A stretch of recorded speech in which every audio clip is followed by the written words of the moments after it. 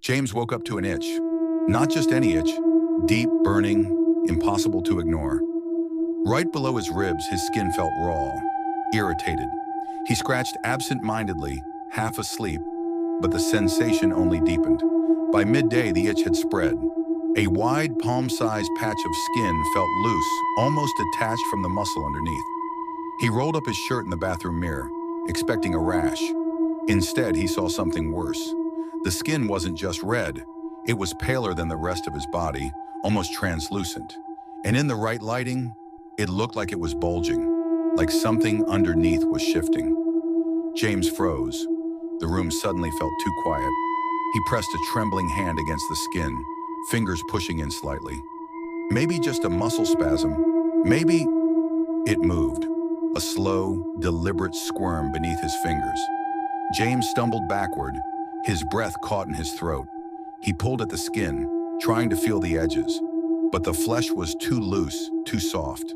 It wasn't normal. And then he felt it again. A subtle twitch, a ripple.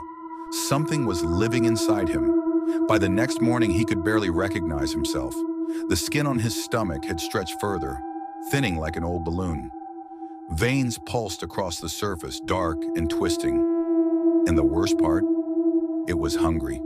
A deep, hollow ache had taken root in his stomach.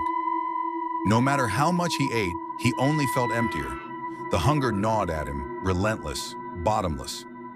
At noon, he heard the first noise. A deep, wet gurgle, not from his stomach, from under the skin. His insides shifted. Something deep within him was stretching, waking up. And then, for the first time, he felt it. A single, sharp bite from the inside. James screamed and clawed at his stomach, desperate to make it stop, desperate to tear whatever was inside him out. But it was too late. His skin ripped open, not like a cut, like a mouth. Wide, jagged, lined with rows of wet, glistening teeth. It wasn't an infection. It wasn't a parasite. It was him. The hunger had taken over. James tried to hold himself together, tried to stop the widening gape of his own flesh, but the pain was unbearable. He felt his ribs crack, his organs shift, folding and twisting into something unrecognizable.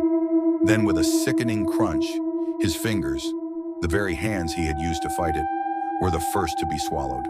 The last thing James saw was his own body consuming him, his own ribs bending outward, forming new teeth, his own flesh tightening, twisting, until there was nothing left of James at all, just the hunger, waiting for its next meal.